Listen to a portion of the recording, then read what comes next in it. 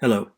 Today we are going to be studying a critically important period of European history that also impacts the entire world, and that is the French Revolution and the Napoleonic era. Let's look at how the revolution came about. Europe had undergone a massive amount of transformation between 1500 and 1800, and there are just some examples: the scientific revolution, the Enlightenment, and so forth. But there had not really been any changes to the political order outside of Great Britain.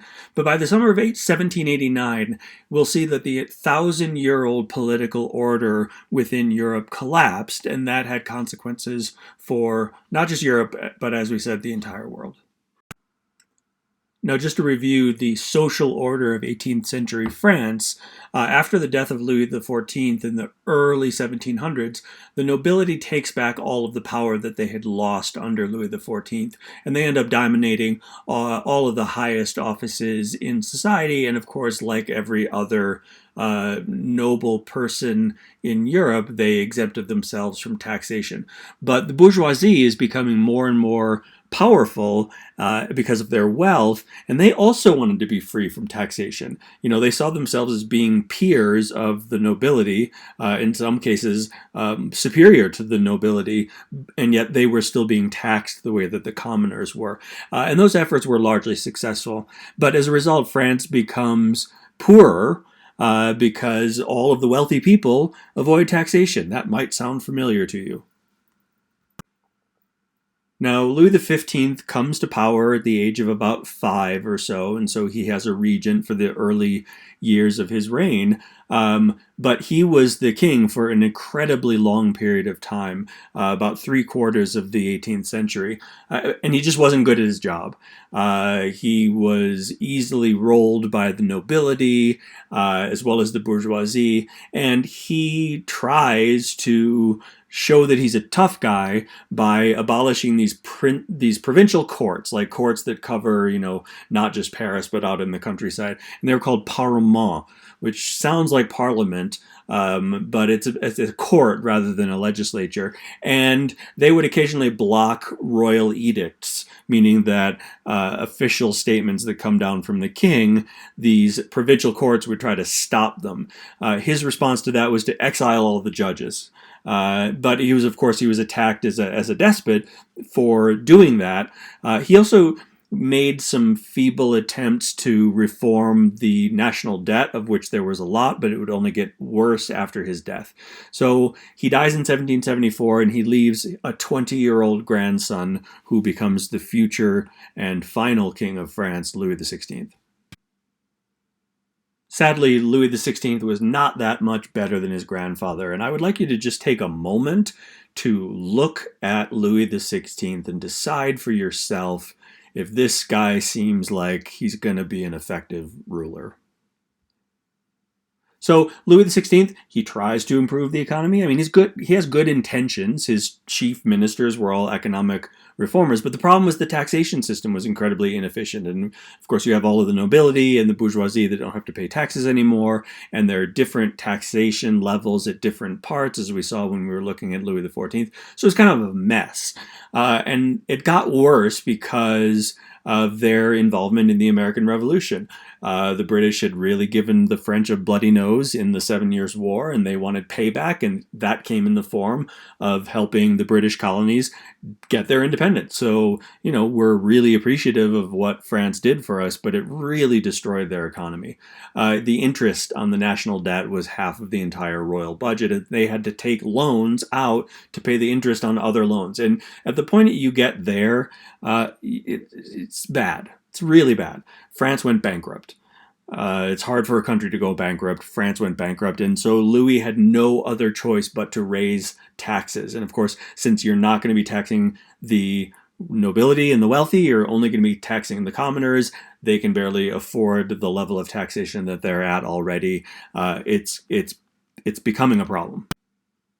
And as a result, everybody hates Louis. everybody. The nobility hates Louis because he felt that Louis was pushing in on their power, especially out in the countryside. The bourgeoisie hated him because they saw the nobility and the king in particular as being a barrier to their improved status in society. They're very jealous of what's happening with some of the wealthy people in Britain. The peasantry has had it. They are overtaxed. They cannot give any more. And a lot of people looked at the extravagance of the royal court, which you see in the image there, as being part of the problem, is paying for the palace at Versailles, which, they used to look at it as say, look at how powerful we are as a country, look at this great palace. And now they look at it and they say, look at this palace, it's so decadent. Like, look at all the money that we're spending on the court without actually spending any money on the people. And that's a problem. And so begins the constitutional crisis. If you recall from an earlier lecture, France had had a legislative body called the Estates General, but the Estates General had not met since 1614. This was an absolute monarchy, and the monarchs since then felt that there was no need to consult representatives of the people. Now, the Parlement, those regional provincial courts, they said that the king had no authority to levy new taxes without calling the States General, because the States General would theoretically be an expression of the will of the people. Louis was unthrilled with that argument, to say the least, and he decides to suppress the parlements and make it impossible for them to function. That leads to riots, and you start to have people out in the countryside organizing themselves in a way similar to that of colonial America, with letters of correspondence and so forth. They really took note of how the United States dealt with its oppressive regime, and they actually applied some of those. So Louis is unsuccessful. There are riots. The people are rising up, and so in 1789, Louis decides to reinstate the Parlement and call the Estates General into session for the first time since 1614. To review the Estates General, there are three estates, the clergy and the nobility and the commoners, and that follows those basic orders that had existed across Europe for 1,000 years. Now, the bourgeoisie sort of come in and they take over that third estate, and as a result, the peasants still don't have any representation. But the Estates General didn't really function all that well, because the first and the second states would always team up and outvote the third estate. So even though there are more people in the Estates General from the third estate, they vote in blocks. They don't vote just by counting the number of votes overall. And so, the bourgeoisie are still shut out effectively from government. And they saw themselves as the most productive part of society. And they also saw that politics kind of only existed to protect the wealthy and the aristocratic power. But they felt really bitter that they were excluded from ruling the country, and they felt that they were speaking for the people. They were speaking for themselves, of course. They weren't speaking for the vast majority of the commoners across the country. But these are wealthy people who are angling for political power for themselves, and they're trying to take it away from the aristocracy and the clergy. So Louis XVI further subverts himself, because he comes out and says that he thinks that the States General should be an elected body, and every male over the age of 25 who pays their taxes can vote.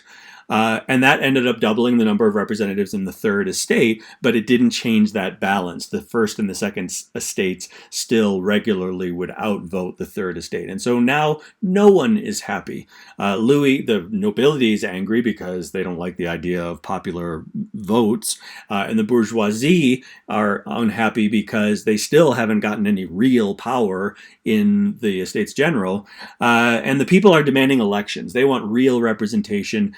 They want legislative taxation, meaning that you have to have a legislative body pass a law in order to be taxed. Basically, they want the United States or Britain, a constitutional monarchy. They want a republic. They want to have a voice in their government. And this is going to become a little bit of an issue for the king.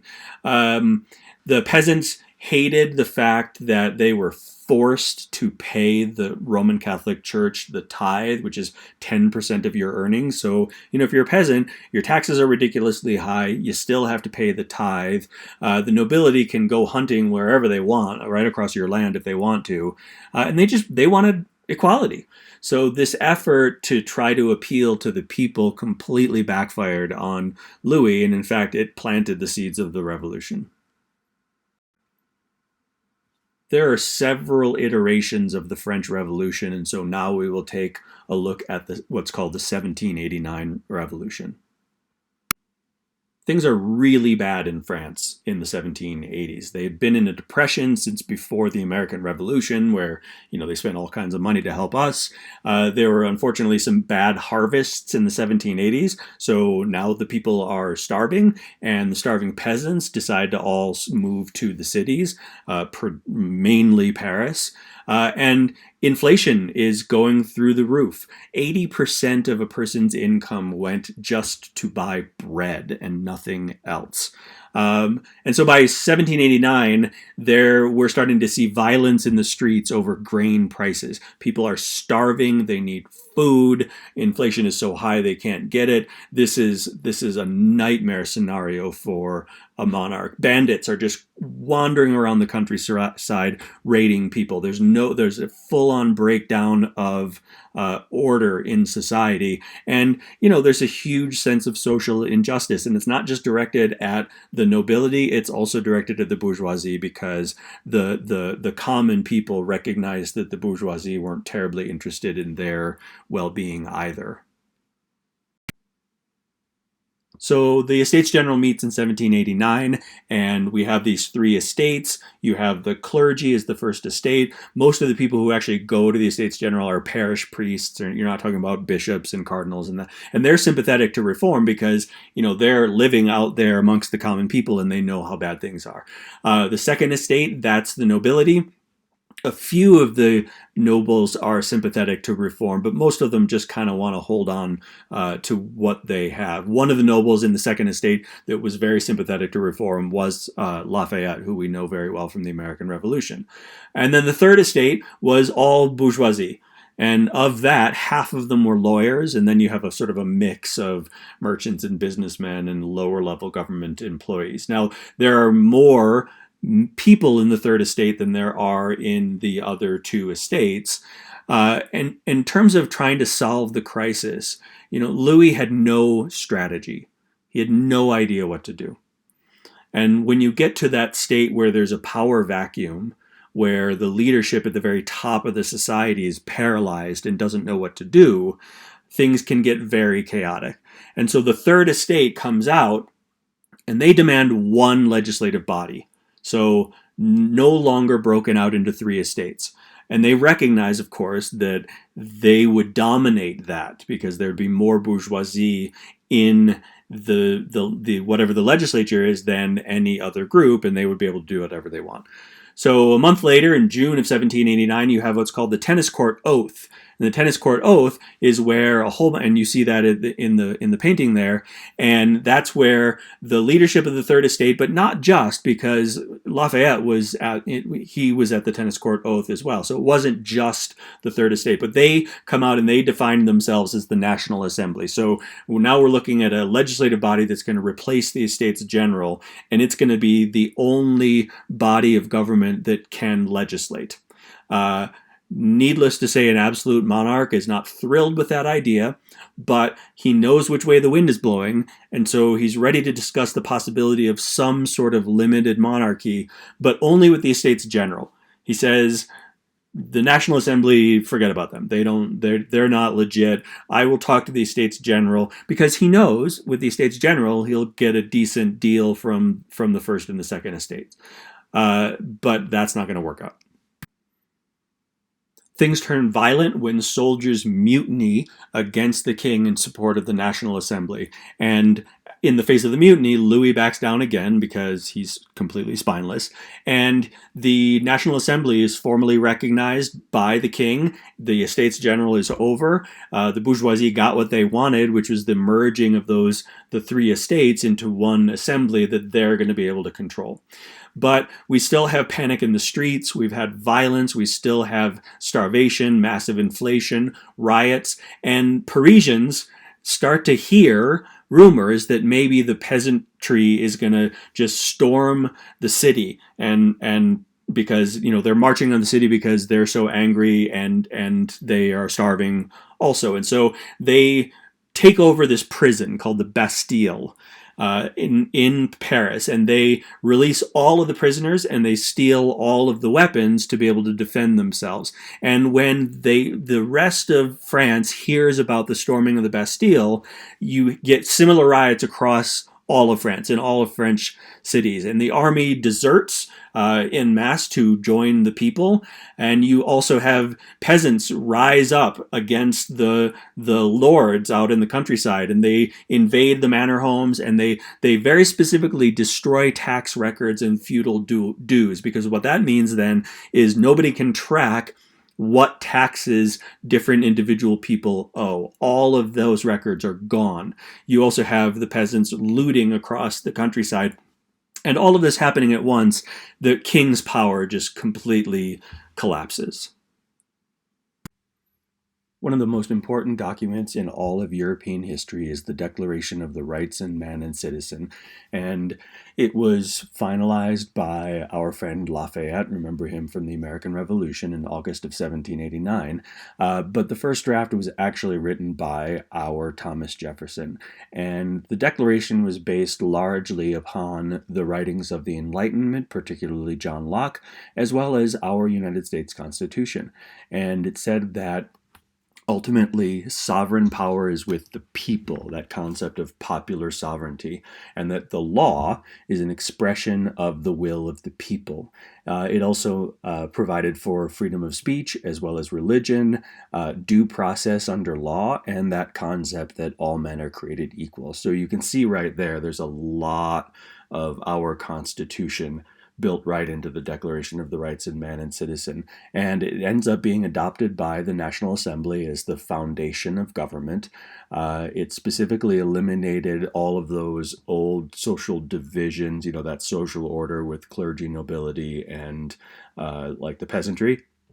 It was very good propaganda for the revolution, and it spurred demands for reform all across Europe. So, all of those other absolute monarchs saw the Declaration as a threat. They saw it as seditious in their country, and, they're going to do everything they can to stop the revolution from spreading to their country.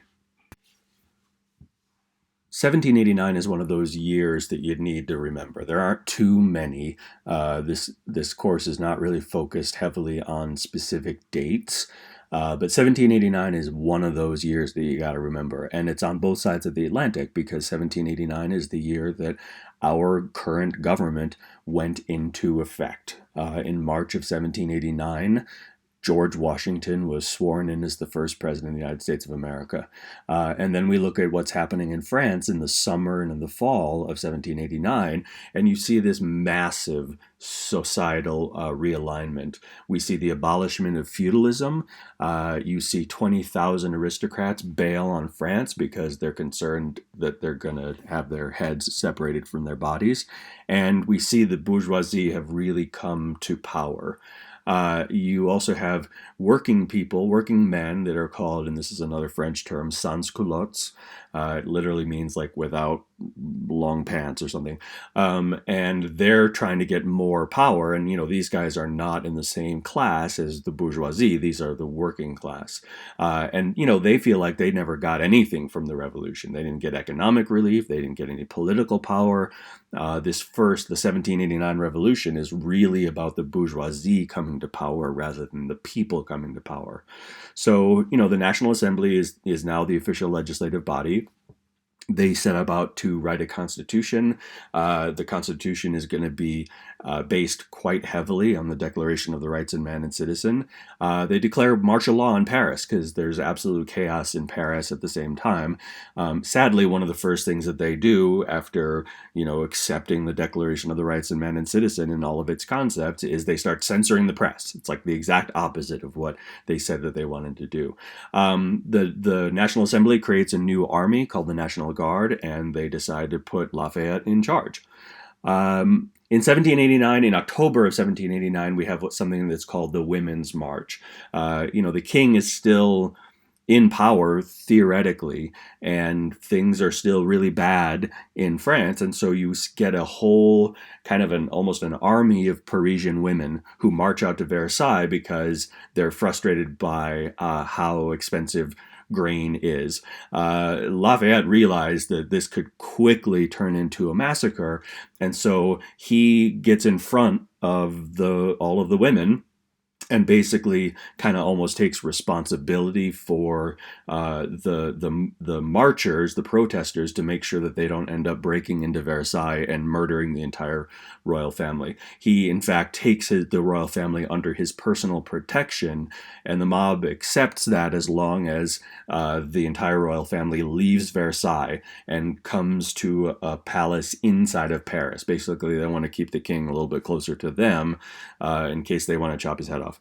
The king is not the brightest guy ever, but he recognizes that it's in his best interests to accept the Declaration of the Rights of Man and Citizen because that's going to probably keep him alive. Now, it took about a year and a half to get that Constitution written and get it into place, and so we refer to this as the Constitution of 1791 because there's going to be more constitutions, so we got to name them by years. And the 1791 Constitution says half of all males could vote. That's based upon property requirements and age. But the bourgeoisie is favored, so more of them get the right to vote. You also see the abolishment of all of the former courts. Remember, there were those provincial courts, the Parlement, that like really kind of push back on the authority of the king. So those are all gone. You get a new independent judiciary, and the judges are going to be elected. So that sounds good. We also see the abolishment of the old provinces. These old provinces had existed for hundreds of years, and in fact, hundreds of years ago, they had been independent countries like Burgundy or Aquitaine. So those are all gone. The state is reorganized into administrative departments that are all equal in size of population. The local officials are now going to be elected by the people. They're not going to be appointed by the king. You see the development of these federations that are sort of a kind of a ad hoc union of local councils and militia. So you get a combined government and army in some of the provinces, which doesn't sound as great.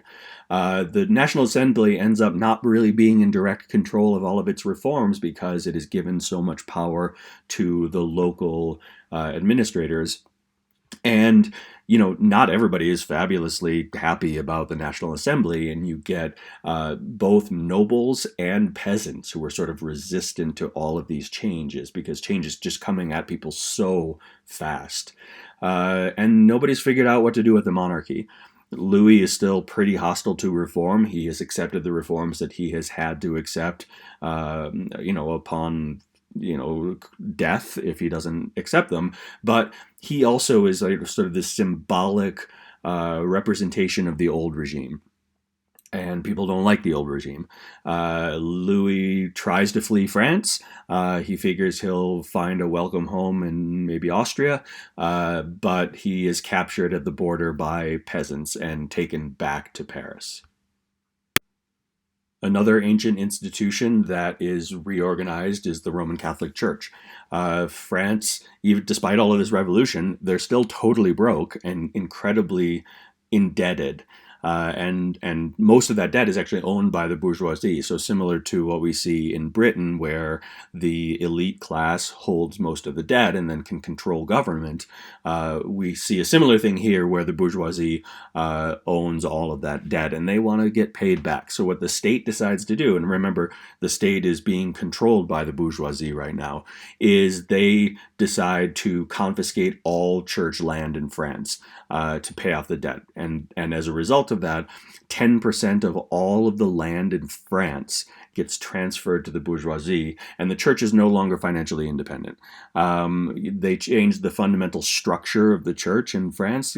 Clergy become employees of the state, which isn't initially such a bad thing because a lot of the clergy the parish priests were illiterate, and you didn't get the best people because the pay was so low. So once they become state employees, the state gives all of the clergy a raise, but they also require the clergy to swear an oath of allegiance to France. Half of all of the clergy in France refused to swear the oath of allegiance, and they bailed on France or went underground and start to become the nucleus of a resistance to the French Revolution. But the monasteries are dissolved; they're gone, because all of their land gets transferred to the state technically, but really the bourgeoisie, and they prohibit religious vows. And those are the vows that you have to take if you're going to become a monk. So they're getting rid of the monasteries completely. And, all of these changes being made, forcibly imposed upon an ancient religious institution, the church is not happy about this. The Pope is not happy about this because, the state is trying to take over the authority that the Pope considers belongs to him.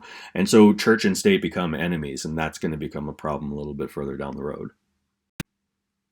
We have to look at Paris for a little bit because the revolution started there, and it is still a focal point of the entire revolution because it is the nation's capital. They replace royal authority by something called the commune, sort of a municipal government.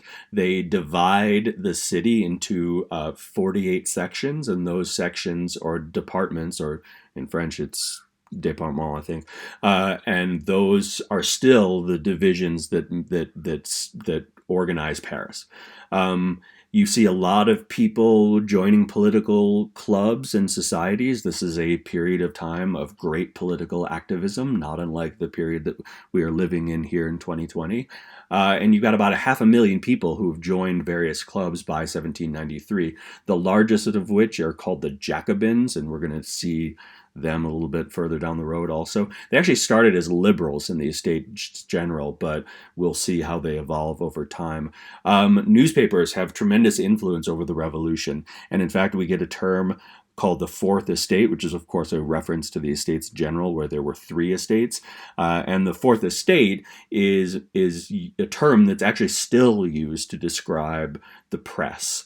And the concept of having a free press, and the concept of making sure that the Fourth Estate is always empowered to tell the people the truth about what is going on. The most radical people in Paris were the sans-culottes. These are the working class people. You can see that's an image there on the right. That's an image of the sans-culottes.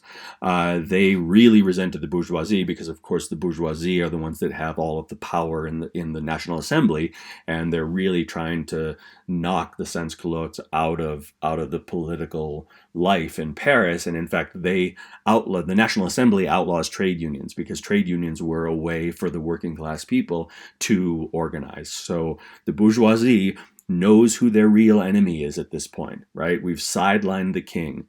The real enemy now for the bourgeoisie are the workers. And we will see how that dynamic carries forward to the present day that you live in right now, that tension between the working people and the bourgeoisie. Now, initially, the rest of Europe is thrilled with the French Revolution because France at some point had invaded most of those countries, and they were perfectly happy to see France destroy itself. But the bourgeoisie in all of the other countries, because most of the countries did have that bourgeoisie class now in their society, they were really happy about the revolution, and that started to frighten all of the absolute monarchs, because everybody else in Europe had an absolute monarchy. You see eventually uprisings in the Austrian Netherlands, we would call that Belgium today, as well as all of the various little states of the Holy Roman Empire. And you have a lot of activists who travel to Paris to demonstrate their support for the revolution, including Thomas Paine, who wrote Common Sense and was really one of the early leading figures in support of the American Revolution. You also get Edmund Burke, who is this English philosopher, he weighs in. He's a very conservative guy. He actually opposed the idea that everyone should have equal rights. And even though he supported the American Revolution, he thought that the French Revolution would bring ruin because, unlike the American colonists who had self-governed for centuries, the French had never had that. The French had never had self-rule. And so whereas the American colonists were ready to have their own country because they knew how to govern themselves, the French people didn't.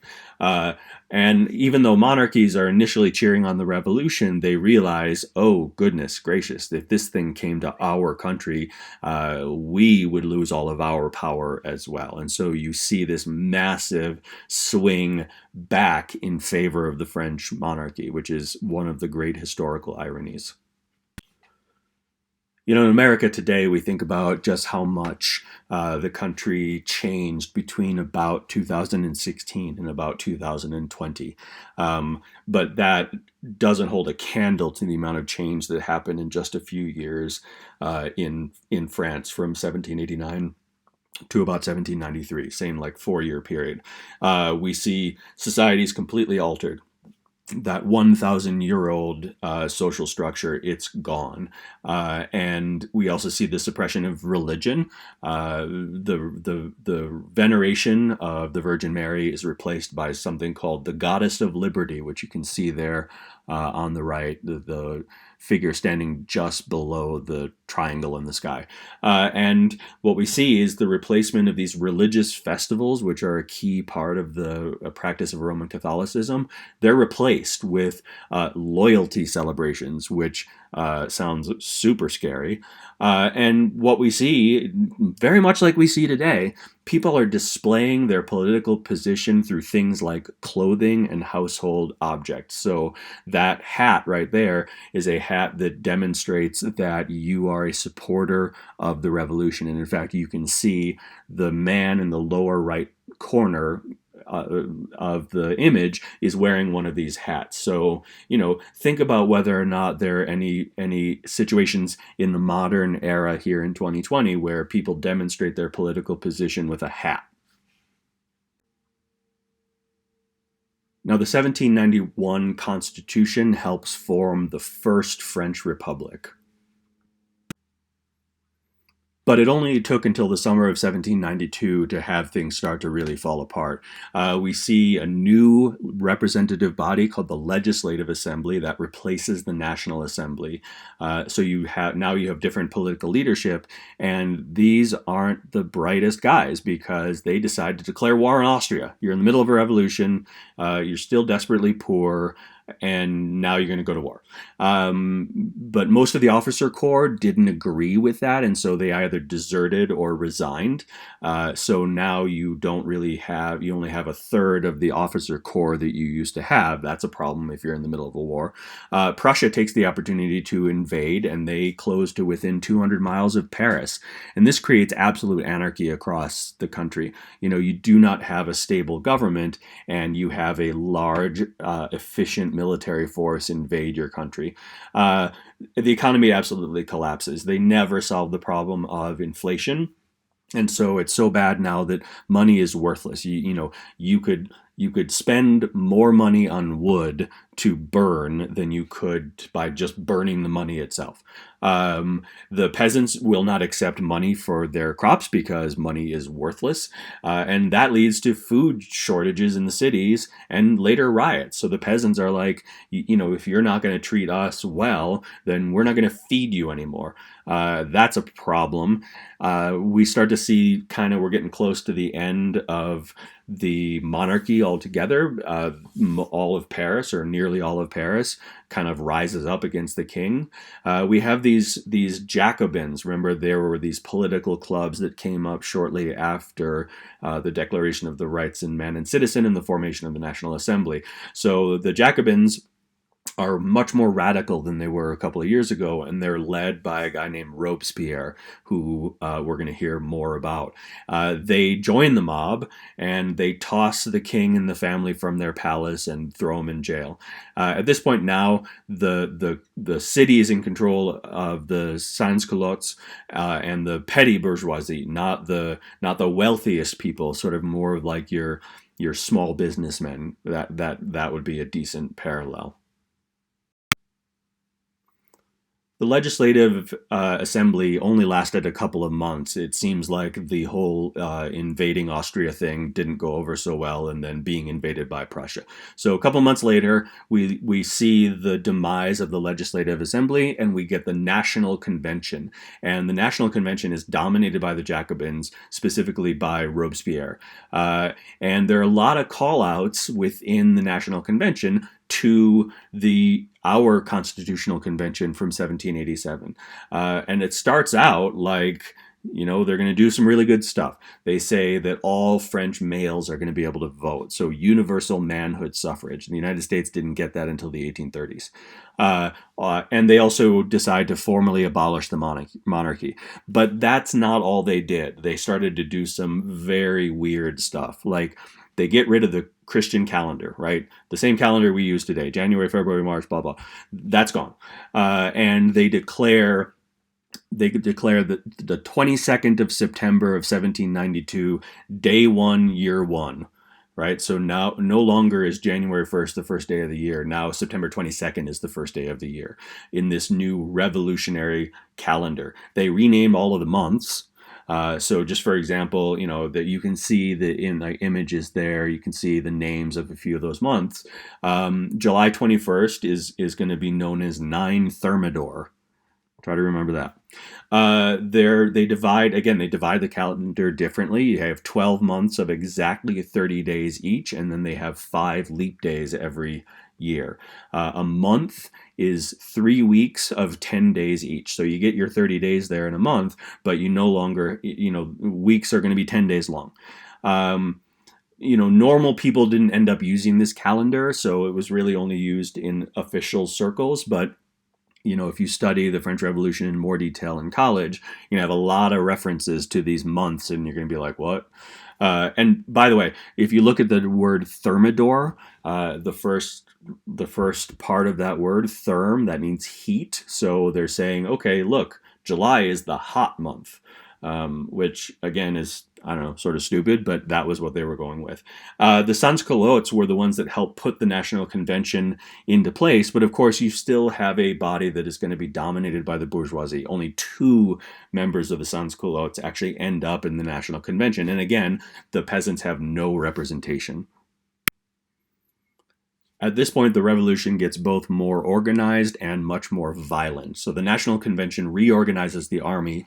Remember, most of the officers bailed because of the Prussian War, and so the National Convention has this idea that the officers will be chosen from amongst the ranks. Basically, the men will choose their own officers rather than having the officer corps all be the nobility. Of course, the nobility is starting to not exist anymore in France. They were much more successful. The men were much more willing to listen to and to fight for an officer that had come from their ranks that they had chosen. And so now you have a much more efficient French army that is able to drive Prussia and Austria out of France.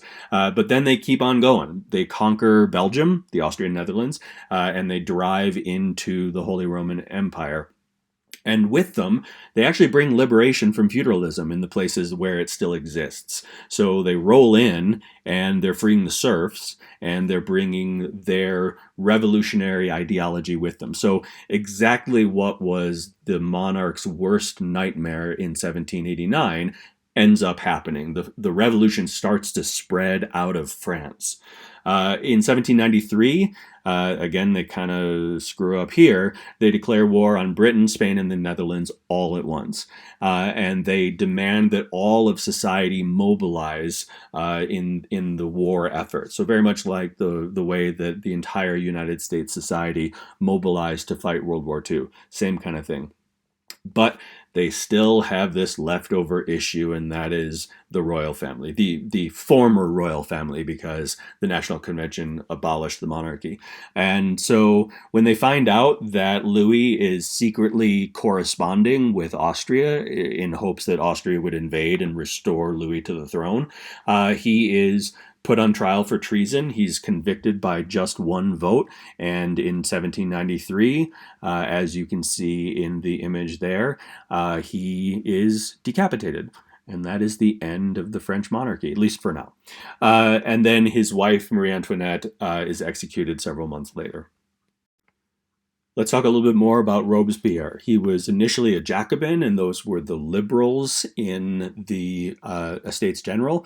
And how he comes to power is by leading a pro-worker party. He's not a worker, but he leads that faction in the National Convention. He, like a lot of politicians, recognizes that saying the things that working people would want to hear is a way to political success, and we see that all the time in the United States. They are initially successful. They get price controls on commodities like grain and heating oil, but also they increase they get salary increases for a lot of the working people, and so those reforms are very well received. You have a priest who is also an activist within the revolution named Jacques Roux, who says liberty is nothing but a figment of the imagination when one class can deprive another of food with impunity. And this is very much in the line with Rousseau, who said that there's no way you can have equality in society if you have income inequality. I'm paraphrasing, but that's the basic idea. By 1792, Robespierre is the dominant figure in the government, in the National Convention. And once he's there, he starts purging all of his opponents. There were other people within that Jacobin faction that did not support Robespierre, and those are the first people to go. He forms an organization within the National Convention called the Committee of Public Safety, and we're going to see that this really becomes the government of France for a period of time. And it's led by Robespierre, and so he becomes sort of this focal point of the revolution, and he's the one that is seated at the right of the image on the screen. Now, one of the most famous and scariest parts of the French Revolution is called the Reign of Terror, and it begins as an attempt to root out enemies of the revolution, which, of course, is anybody who isn't sufficiently supportive of the French Revolution, so that's kind of scary. You see violent suppression of revolts in the provinces, so here's another irony. The French Revolution starts with revolts, and now the people who led the French Revolution are suppressing revolts in the provinces. You have 300,000 arrests and 40,000 executions in 10 months.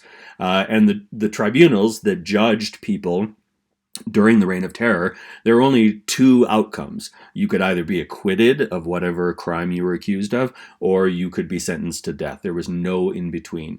And the goal, ultimately, of the Reign of Terror is to centralize authority. So basically, to go back to a centralized, authoritarian political operation in the same way that it was when you had an absolute monarch. The goal was to eliminate dissent. You were not allowed to speak ill of the revolution in the same way that in a lot of places you weren't allowed to speak ill of the king. The entire government gets placed under the control of the Committee for Public Safety. Like I said, that effectively is the government of France now. The National Convention it exists, but it has no actual authority. All of the authority is invested in the Committee of Public Safety, and they do all of the things that scary dictatorial regimes do, like spying on government officials, establishing all sorts of things as capital crimes, like spreading rumors is a capital crime. You spread a rumor, you're going to get executed. If you insult the revolution or any of the people involved in the revolution, that could get you a death sentence. And so ultimately, we see first you're trying to root out suppression, and eventually you just get to score settling. And so the rest of the Committee for Public Safety turns on Robespierre, and he himself, the person who had kind of started the Reign of Terror, is executed as a part of the Reign of Terror. he was ultimately regarded as a evil guy, but there's a famous saying that history is written by the victors, and so the people who wrote the history of Robespierre were the people who executed him. And he actually foresaw his martyrdom when all of this stuff started. He figured ultimately he would go to the guillotine himself, and he was right.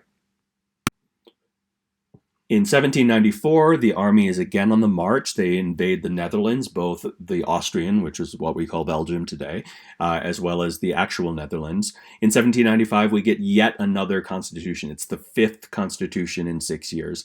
And they've dramatically raised the property requirement, right? When the sans-culottes were in power, you had universal manhood suffrage.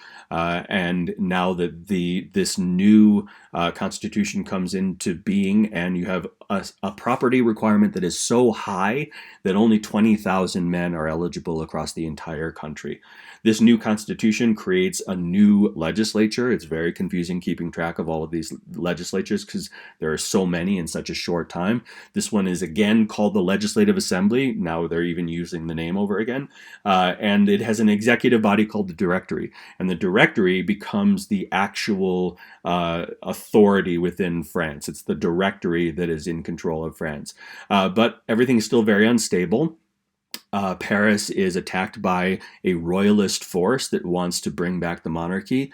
And in 1795, you have this revolt in Paris, and a young artillery officer who's stationed in southern France named Napoleon Bonaparte decides to take his forces to Paris to suppress that revolt. And he's successful, and he gets a lot of fans as a result of that. In 1797, the Directory loses the election, and as a result, declares the election annulled. And so, hey, we lost the election, so we're just not going to say that it even existed anymore. And they start executing people, both royalists as well as Republicans, small r Republicans, not the American political party, people who believed in having a republic, right? So basically, both sides of the early part of the revolution are now being executed by the Directory because the Directory is taking full control over the country. And that's the image there, are the leaders of the Directory. Militarily, the government was successful both in its operations outside of France and in quelling some of the rebellions inside of France. Napoleon is a very ambitious guy. He gets himself elected to the Directory because of his efforts in suppressing the revolt in Paris. Again, he gets a lot of supporters as a result of that. And as soon as he's into the Directory, he effectively takes control of it. And when he assumes control of France, this is when we sort of mark the end of the French Revolution. But there is a lasting legacy of the revolution. In France, some people felt like the revolution hadn't accomplished its task, and some people liked the revolution but didn't want it to go any further, and some people, primarily the royalists, wished that the revolution had never happened.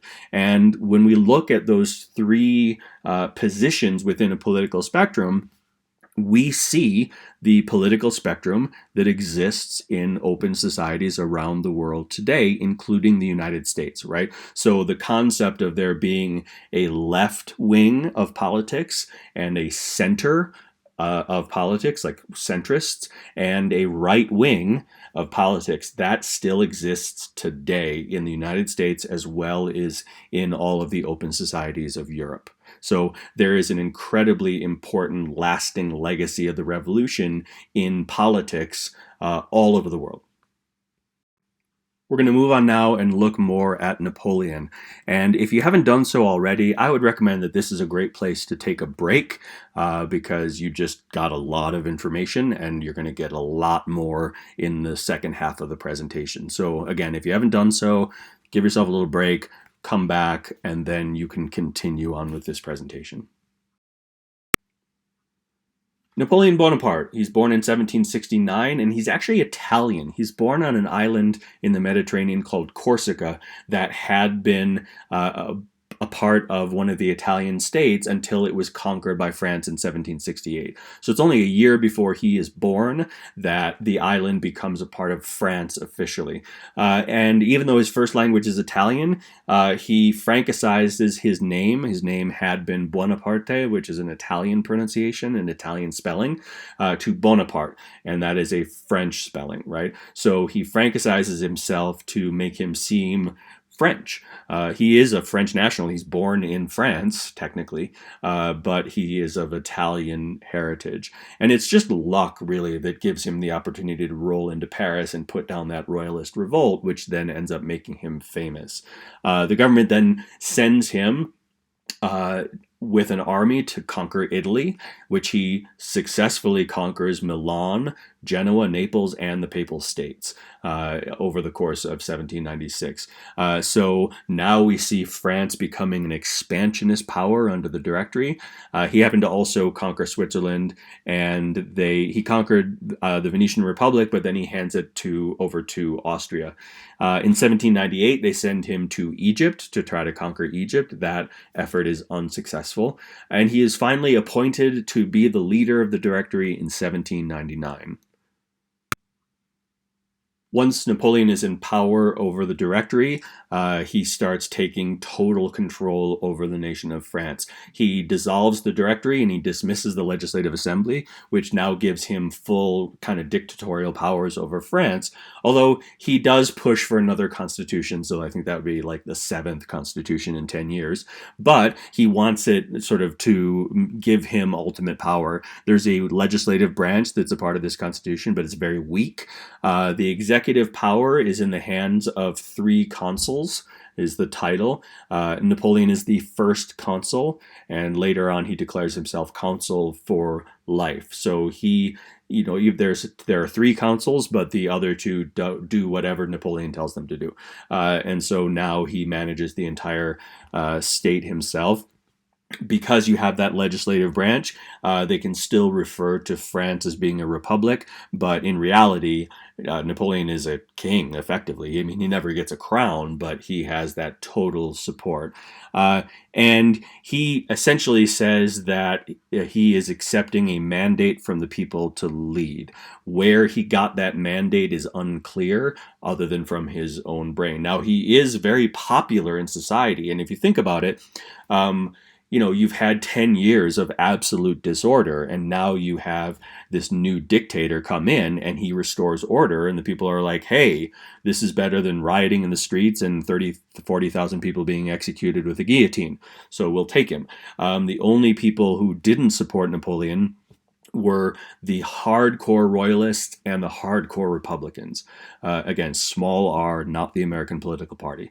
He, in fact, in 1804 declares himself emperor, right? So then effectively abolishes the constitution that he got put into place in 1799. Upon taking power, Napoleon starts centralizing political control, as dictators do. He's already abolished the Legislative Assembly. He then subordinates the judiciary to himself. On the economic front, though, he really does try to help the people. He establishes more price controls. He also stimulates new industry. Remember, the French were way behind Britain in the Industrial Revolution, and so Napoleon wants to try to catch up. He's also building new canals and roads all over France to try to stimulate the economy. He also establishes the Bank of France, which is modeled on the Bank of England, and this is going to give him the ability to be able to use debt to fund all of his the wars that are coming down the road here. And it also gives the government the freedom from being dependent upon either the nobility or the bourgeoisie for taxes to be able to fight his wars. He also brings into being something called the Napoleonic Code. It's a law code, and it's really kind of a summation or a digest of legal principles that had existed in France going all the way back to the 1500s. It does confirm some of the revolutionary principles like equality and toleration and the abolishment of feudalism, but it does establish a hierarchical society that is based upon the concept concept of subordination. Firstly, it's based upon wealth. It's also based upon gender. So women must obey men. Children must ask for consent to marry, and they can be imprisoned for being a disobedient child. Bear that in mind, children. Employers are more important than workers. Now, the Napoleonic Code actually still exists in some places. And one of those places where the Napoleonic Code is the foundation for law is the state of Louisiana. Louisiana's law code is based upon that which was created by Napoleon in 1800. Napoleon realized that he had to have the church on his side, and the church had definitely not been on the side of government during the revolution. So he leads this reconciliation between the church and the government. He gets the Vatican, which is, the Pope, to accept the confiscation of the church lands that happened during the revolution, as well as the dissolution of the monasteries and the clergy becoming state employees. So really all of those limitations that were placed on the church during the revolution, the Pope officially accepts them. He also actually makes disobeying Napoleon a sin that can get you sent to hell. That's interesting. Napoleon officially confirms that the Pope is the head of the church, so you don't have what happened in England during the Protestant Reformation. He officially says, yes, the Pope is still the head of the church, even though we're kind of dictating what the church can and cannot do. Napoleon declares not that the church is the official state church of France, but simply that Catholicism is the religion of a majority of Frenchmen. So those are very distinct from one another. It's definitely not an official state church as it had been under the monarchy. And ultimately, Napoleon has established absolute control over the government, and he has subjugated the church. So his authoritarian structure is complete.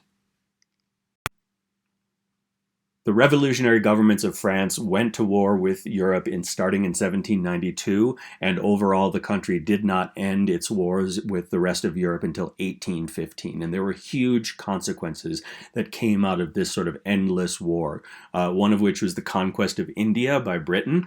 Another was the liberation of all of the South American countries from Spain and Portugal, as well as the Louisiana Purchase in the United States. And we'll talk more about that in a little bit.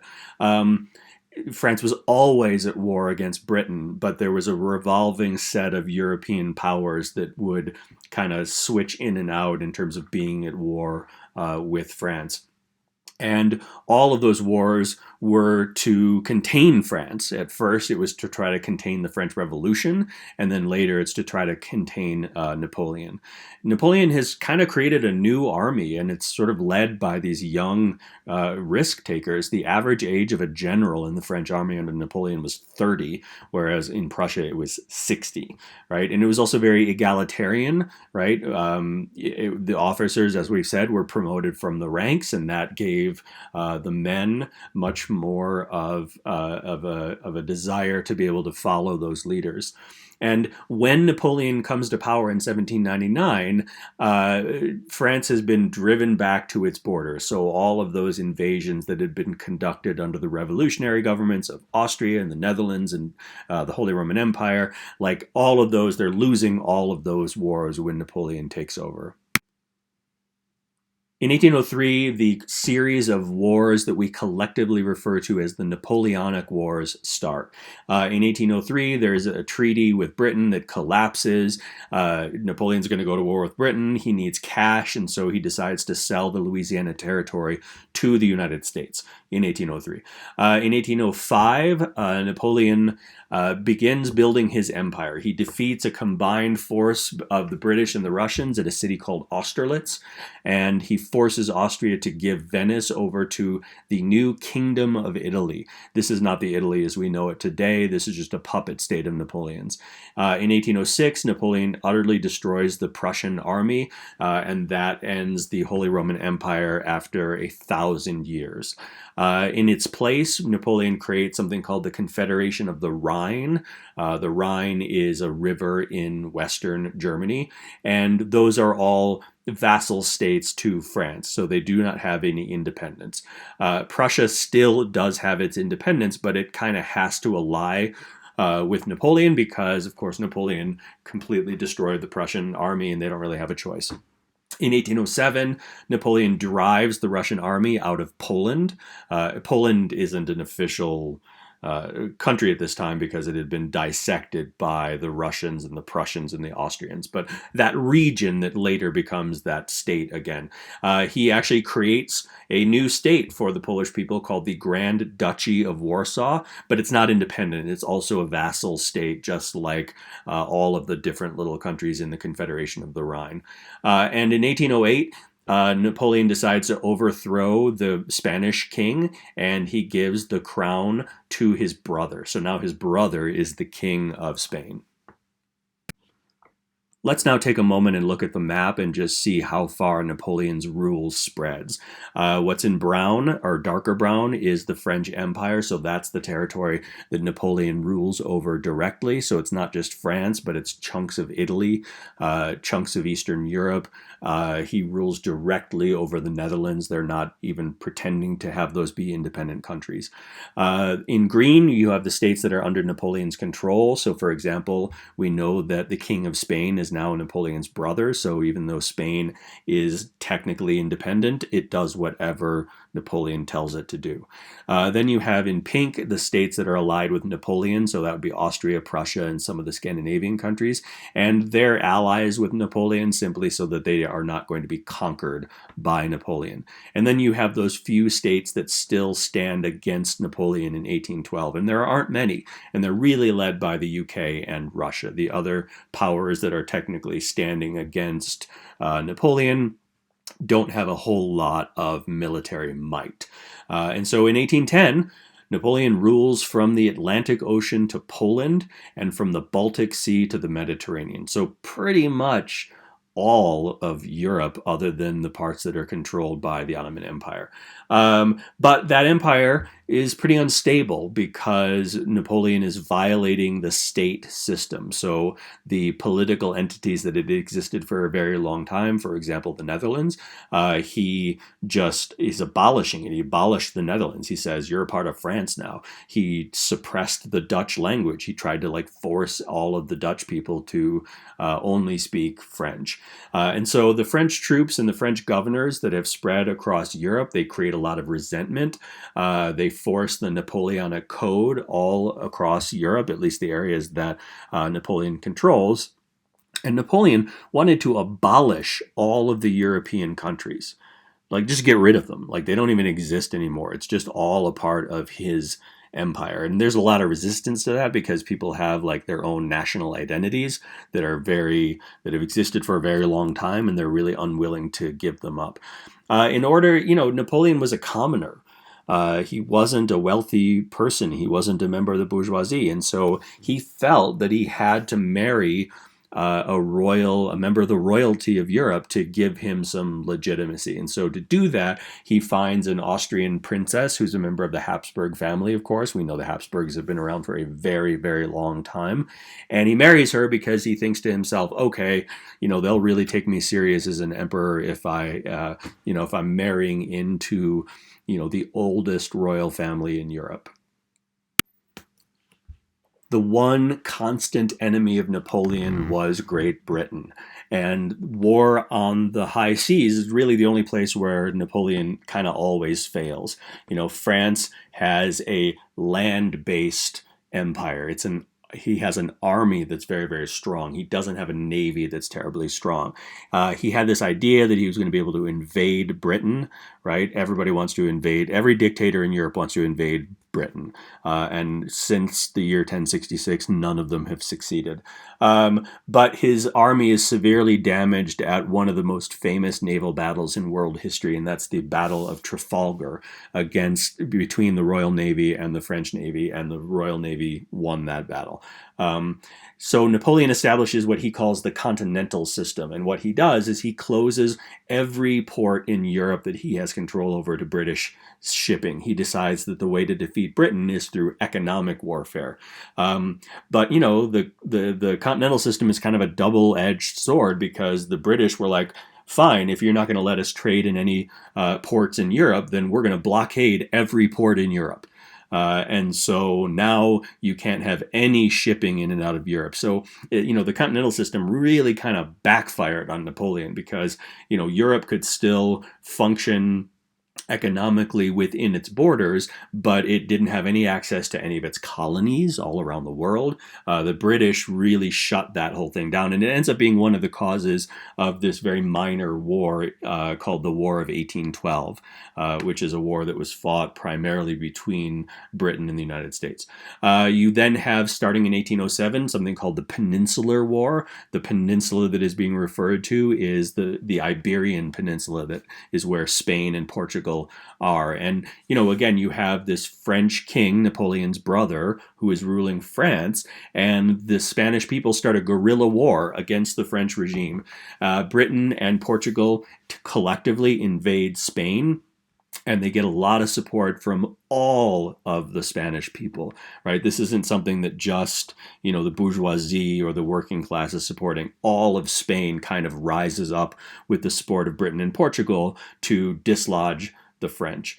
And yet by 1812, the only country that was still standing against Napoleon was Britain.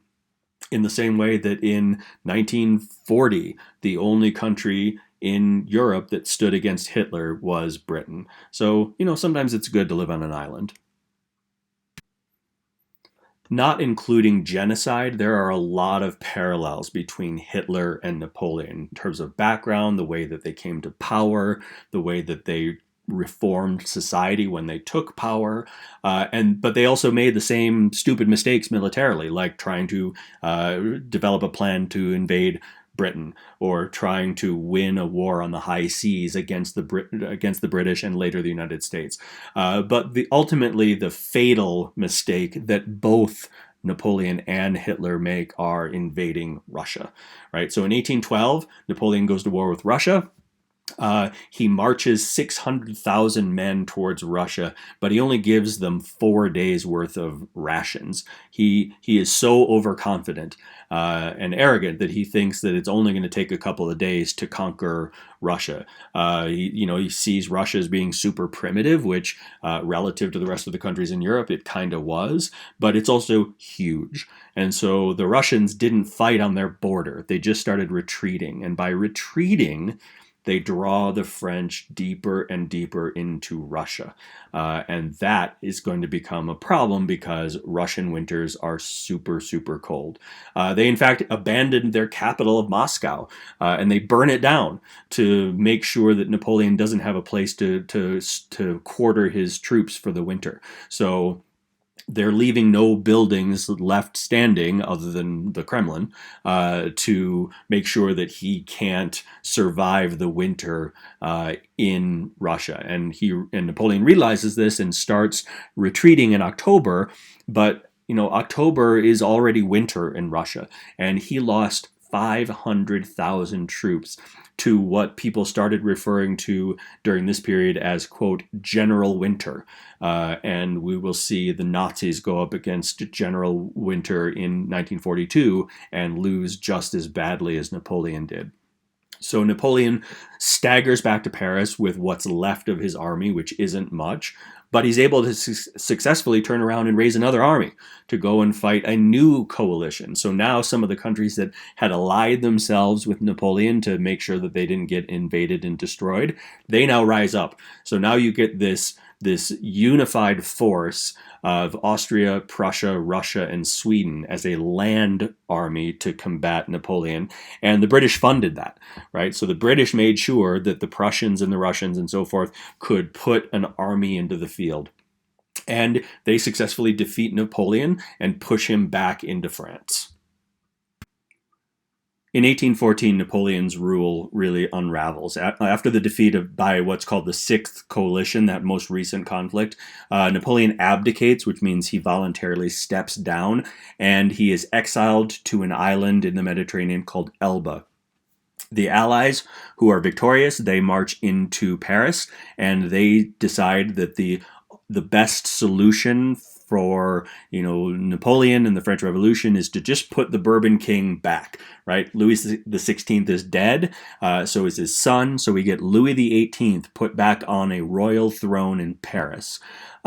Louis, one of the first things he does is he confirms that the Napoleonic Code is the official law in France, and he establishes a limited monarchy. So he's not going back to an absolute monarchy, but all of those monarchies in continental Europe are like, no, we're not going to have any of this open society stuff anymore. And you have a lot of aristocrats who fled France at the beginning of the revolution, and they want payback. They want everything back. They want absolute monarchy. They want all of their privileges back. Public opinion turns very quickly against those ultra royalists. And there's chaos again in France. And Napoleon, sitting on this little tiny island not too far away from France, he comes back. And that Bourbon king and all of those aristocrats, they flee again. Napoleon raises another army, this time to go and fight against Britain and Prussia, and he suffers his ultimate defeat at a little town in modern-day Belgium called Waterloo in 1815. And that's it. Napoleon is done. This time he is exiled again, but instead of being exiled to a tiny island in the Mediterranean, he is exiled to a tiny island in the middle of the South Atlantic, 6,000 miles away from Europe, where he dies in 1821. There are huge and lasting consequences of Napoleon's rule, just as we saw that there were huge and lasting consequences to the French Revolution. So one of those consequences is the birth of a political concept known as nationalism. Nationalism can take on different forms, but the basic idea is that you are very connected to your sense of national identity. And that is, in fact, a new concept in Europe at this time. Italy and Germany both go through some steps towards unification.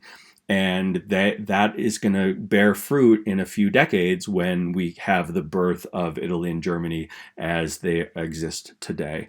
Having the French army march through Berlin helps to create a national consciousness within all of the little German states that formerly made up the Holy Roman Empire and then were reorganized by Napoleon in that Confederation of the Rhine.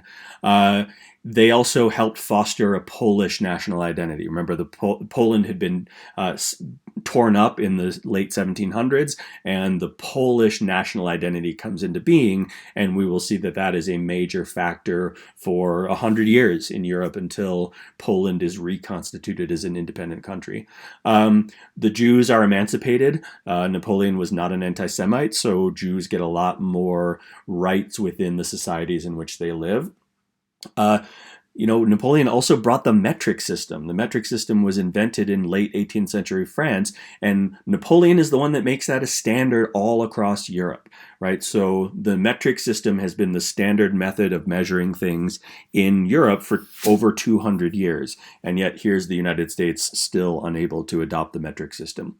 Another consequence of Napoleon's rule is you get these Enlightenment ideas, and they spread all around the world. Napoleon is in charge, effectively, of Spain when Spain loses all of its colonies in North America and South America. And a lot of that has to do with the adoption of these Enlightenment principles and these revolutionary principles. I said in a previous lecture that Lafayette is sort of the Where's Waldo of the late 18th century and early 19th century. And so we'll pick up from where we left off, where he was still involved with the American revolutionaries, and he is all over the revolution. So in 1789, in June, he's a part of the Tennis Court Oath. He then finalizes the Declaration of the Rights of Man and Citizen. He then becomes the commander of the army. He then accompanies the Women's March and rescues the royal family from these people who most certainly would have murdered all of them. In 1792, he gets exiled because he runs afoul of whatever the new government was in 1792. He flees. He ends up in Austria, where he gets imprisoned for 5 years. He tries to use his American citizenship to get out. The Americans gave him an honorary citizenship because of all of the work that he did supporting the new United States of America. That doesn't work. The Austrians are unimpressed by the fact that he has citizenship in this teeny tiny brand new country thousands of miles away. And so then George Washington and the United States Congress kick in to essentially send him money so that he can support himself and not have to live in a nasty little prison. In 1794, he is tempted to escape from that prison, and then they put him in solitary for a few more years. In 1797, Napoleon negotiates with the Austrians to get the release of all of their noble prisoners, but at this point, sadly, there's a conflict between the United States and France, which is too complicated and insignificant to go into. But even though he has American citizenship, he can't go to America. But even though Napoleon got him released from prison, he also can't go back to France. So he just kind of wanders around Europe for a few years. In 1799, he sneaks back into France to just try to go and live at his house. He doesn't want to stir up any trouble anymore. He's a little bit of an older guy at this point. And Napoleon says that he can stay in France if he retires from politics and just lives on his estate, and Lafayette agrees. In 1800 to 1805, he got various job offers, not just from Napoleon, but also from President Thomas Jefferson. He rejects all of them. He's kind of done with politics. But in 1815, after Napoleon is defeated at the Battle of Waterloo, he is actually the first person to stand up publicly and demand that Napoleon step down, which, of course, he does end up doing. This is the timeline of the French Revolution and the Napoleonic era. I recommend that you just pause the video for a little bit and get this organized, because this is going to help you remember the order of events in this very complicated but brief era compared to the other videos.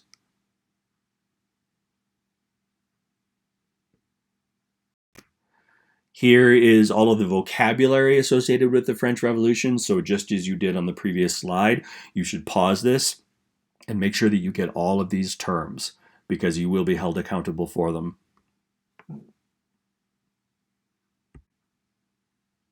A lot of the lectures end with looking at some maps, so we're going to look at a few maps now. This is Europe in 1789. So you can see you've got the Holy Roman Empire. There's just kind of a jumble there in the middle. France actually looks quite a bit like the modern borders of France, as does Spain and Portugal.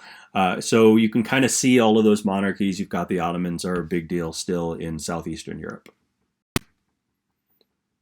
This is Europe at the height of the rule of Napoleon. This is actually an image that we saw on a previous slide, so I'm not going to linger too long here, but you can see the full extent of Napoleonic rule.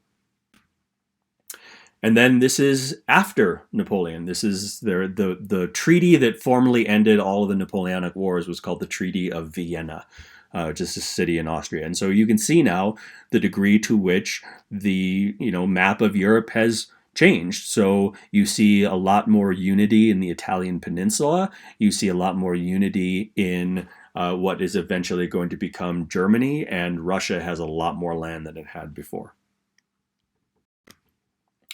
Thank you for staying all the way to the end of this long video. Feel free to check out one of the other videos on my channel.